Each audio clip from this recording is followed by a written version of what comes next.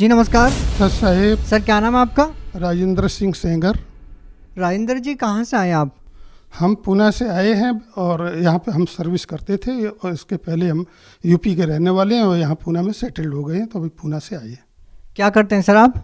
हम अभी इस समय रिटायर्ड हैं। इसके पहले मैंने मिलिट्री में सर्विस किया, वहाँ हम जूनियर कमीशन ऑफिसर बन के वहाँ से नौकरी VRS लेकर के बाहर आ गया। उसके बाद में बैंक में क्लर्क कम कैशियर लगा पंजाब नेशनल बैंक में। उसके बाद जो है ना वहाँ से भी रिजाइन कर दिया और उसके बाद सेंट्रल एक्साइज में इंस्पेक्टर की जॉब की, जो कि मैंने 2015 में वहाँ से सुपरडेंट बन के रिटायर हो गया। सर संत रामपाल जी महाराज से नाम दीक्षा लेने से पहले आप क्या भक्ति साधना करते थे? हम जो है बचपन में हम शिव जी का जो देखते थे कि शिवरात्रि वगैरह है या वैसे भी नहाने के बाद लोग जल चढ़ाते हैं, तो लिंग पे जल चढ़ाया करते थे। नवरात्रि में दुर्गा वगैरह का जो है व्रत रखते थे और उनका जल चढ़ाते थे। और दूसरे भी जन्माष्टमी में कृष्ण भगवान की उनकी भी हम व्रत वगैरह रखते थे। तो यही जो नॉर्मल चलता था, जो सब लोग करते वही हम भी करते थे। लेकिन हमको जब आगे में थोड़ा कुछ ऐसा ज्ञान हो गया, पढ़ाई लिखाई करने के बाद समझ में आ गया कि हिंदू समाज में 33 करोड़ देवी देवता हैं। तो 33 करोड़ देवी देवता में एक्चुअल परमात्मा या भगवान कौन है, इसको कोई मुझे बता नहीं रहा था। तो उसकी मुझे जानकारी चाहिए थी, जो कि हमको मिली नहीं। तो मैं दूसरे सब ये भक्ति जो कर रहे थे वो सब बंद कर दी। मैं कोई भक्ति फिर उसके बाद नहीं कर रहा था। तो सर आपको जो तलाश थी उस एक परमात्मा की, वो कैसे पूरी हुई? उसके लिए ऐसा हुआ, हम जब रिटायर हो गए मिलिट्री से 2015 में, तो हम घर में कंसल्टेंसी वगैरह यहाँ करके ऐसा काम कर रहे थे। लेकिन हमारी डॉटर है, उसने जो है ना संत रामपाल जी महाराज का नाम दीक्षा ली और उसने मुझे पुस्तक ला करके ज्ञान गंगा दी और उसने बताया कि पापा आप भी इसको ज़रा पढ़ के देख लो, इसमें ज्ञान क्या है, आप थोड़ा समझ में आ जाए शायद आपको, तो आप देख लीजिए। वो पुस्तक मेरे को ला के दी, तो मैंने पढ़ना चालू किया और जैसे पढ़ना चालू किया तो मुझे उसमें इतना इंटरेस्ट आने लगा कि मैं बिल्कुल लगातार पढ़ता रहा, दिन में भी और रात में भी। और मुझे 4-5 दिन के अंदर उस ज्ञान को बहुत समझ में आया। तो मैं पहले नॉन वेज खाया करता था, तो मैंने भी उसी टाइम पर नॉन वेज खाना बंद कर दिया।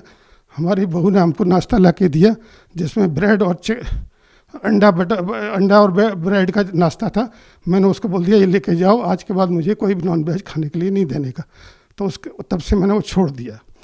उसके बाद जो है ना किताब पढ़ने के बाद जो है ना मैंने अपनी डॉटर को ही बोला कि मैं भी दीक्षा लेना चाहता हूँ। अभी मेरे ज्ञान समझ में आ गया है, परमात्मा कौन है ये समझ में आ गया है, तो मुझे दीक्षा लेनी है। तो हमने 16 जनवरी 2019 को पूना में नामदान केंद्र से जाके दीक्षा ली। तो सर हम आपसे जानना चाहेंगे कि संत रामपाल जी महाराज से नाम दीक्षा लेने के बाद क्या आपको कोई लाभ मिला? हाँ, ये पहला तो लाभ यही है कि जिसकी मुझे तलाश थी, मैं परमात्मा को जो है सबका मालिक एक है उसकी तलाश में था, वो मुझे मिल गया। ये सबसे बड़ा लाभ तो मेरा जीवन का यही हुआ, जो मुझे चाहिए था वो मिला। और वैसे तो मुझे लाभ पहले हो सकता है पूर्व जन्मों में मैंने अच्छा काम किया हो, पाप पुण्य के काम अच्छे किए हों, तो जिससे जो है ना हमारा जीवन तो वैसे सुखी था। लेकिन 2003 से फिर हमारा दुखाने चालू हुए थे और उससे लाभ हमको जो आगे इस तरह से मतलब ट्रीटमेंट करवाते रहे। हम सर्विस में थे उस टाइम पे, तो इलाज का कोई प्रॉब्लम था नहीं, इलाज करवाते रहे। 2015 में हम रिटायर हो गए। उसके बाद फिर 2017 में मुझे 100-200 मीटर चलने से ही ऐसा लगता था कि सीने में दर्द हो रहा है। तो मैं अपने डॉक्टर के पास गया, उनको बताया, तो उन्होंने हमको CTC हॉस्पिटल जो पूना में है, आर्मी का सबसे बड़ा हॉस्पिटल है, उसमें भेज दिया कि वहाँ टेस्ट करवाओ। वहाँ पे जब हमने टेस्ट करवाने गए तो उन्होंने हमको जो है वहाँ पे एडमिट कर लिया। बोला कि आपको एडमिट कर रहा हूँ, मैं आपका एंजियोग्राफी करके टेस्ट करूँगा। उसके बाद एंजियोग्राफी किया।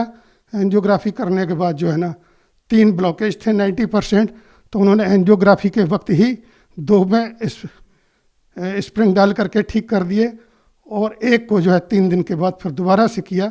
इस तरह से उन्होंने सब ओपन कर दिया और उन्होंने कहा कि अब आपको तकलीफ़ नहीं होगी, अगर आप थोड़ा वॉकिंग करते रहना और मैं जो आपको दवाइयाँ लिख के दे रहा हूँ, ये दवाइयाँ रेगुलर खाना, आपने मरते दम तक खाते रहना है, नहीं तो ये दवाइयाँ नहीं खाई तो हो सकता है आप हॉस्पिटल तक ना पहुँचो।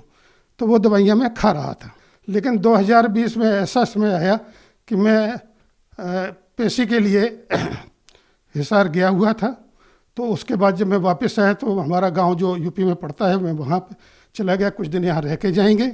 लेकिन वहाँ पे हमको जो है ना, फिर जो है ना, ये जो दवाइयाँ थी वो हो गई, लॉकडाउन हो गया। लॉकडाउन होने की वजह से दवाइयाँ वहाँ कोई अवेलेबल थी नहीं।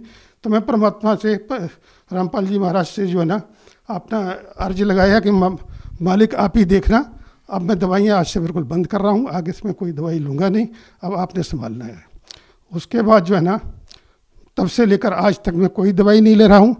मैं जो है ना बहुत अच्छे से, सब पूरी सेहत ठीक से है, सब कुछ में ठीक से सब कुछ चल रहा है।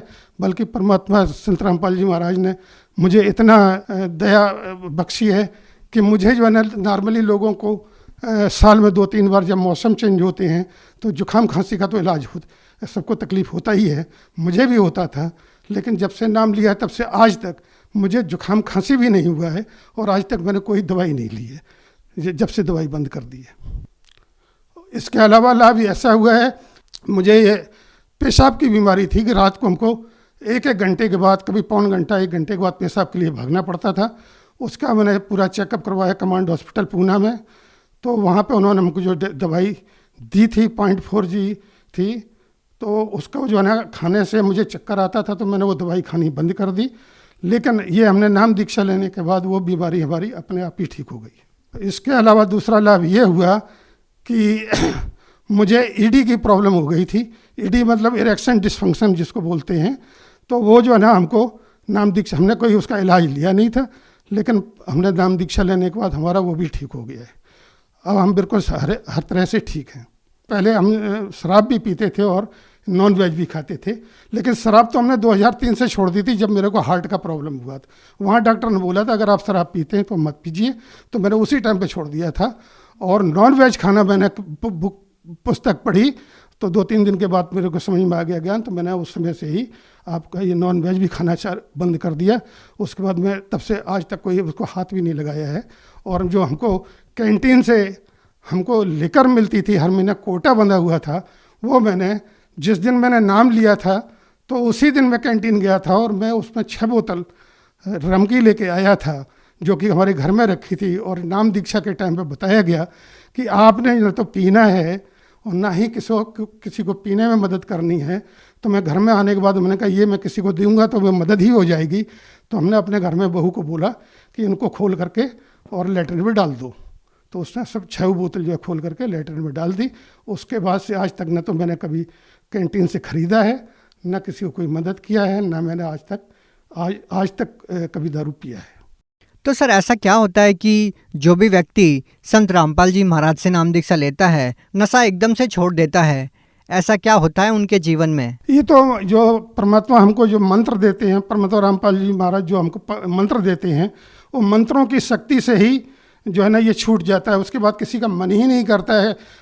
अगर पीने के लिए किसी का मन करे तो उसे डर लगता है कि क्या हो जाएगा पता नहीं, तो कोई नहीं पीता है। मतलब हम कोई भी भगत हमने पीते नहीं देखा है, किसी किस्म का कोई नशा करते हुए किसी भगत को हमने आज तक नहीं देखा है। हम जाते हैं आश्रम में, सतलोक आश्रम हिसार में जो संत रामपाल जी महाराज का आश्रम है, वहाँ जाते हैं तो वहाँ पर भी हम देखते हैं कोई भी भगत आज तक मुझे दिखाई नहीं दिया कि जो कोई नशा किसी किस्म का करता हो। सर जो व्यक्ति अभी भी नशा करते हैं और वो चाहकर भी नशा नहीं छोड़ पा रहे हैं, तो क्या वो संत रामपाल जी महाराज से नाम दीक्षा लेते हैं तो क्या उनका भी नशा छूट जाएगा? हाँ, मैं तो मानता हूँ कि अगर वो संत रामपाल जी महाराज जी की शरण में आ जाएंगे, उनसे नाम दीक्षा ले लेंगे, उनके शिष्य बन जाएंगे अगर, तो उनका नशा बिल्कुल छूट जाएगा। ये मैं तो इस चीज़ को मानता हूँ। सर आप भगत समाज को क्या संदेश देना चाहते हैं? भगत समाज को मैं ये संदेश देना चाहता हूँ, संदेश तो मतलब मेरे देने की औकात नहीं है, लेकिन जो है ना मैं प्रार्थना करना चाहता हूँ कि सभी आत्माओं को, सभी जगत के लोगों को भगवान की चाहत है। तो भगवान की अगर चाहत है तो वो उनको पता ही नहीं है कि भगवान है कौन, तो वो परमात्मा की शरण में आ जाएं, परमात्मा की दीक्षा लेकर के, और उनके ज्ञान उनके पहले पुस्तक को लें, उसको पढ़ें, उससे ज्ञान समझें। ज्ञान समझने के बाद अगर उनको अच्छे लगे कि ज्ञान ये सही है, तो फिर जो है ना वो आके परमात्मा संत रामपाल जी महाराज से दीक्षा ले लें और दीक्षा ले करके अपना आत्मकल्याण करवाएं। जी बहुत बहुत धन्यवाद। सत साहिब।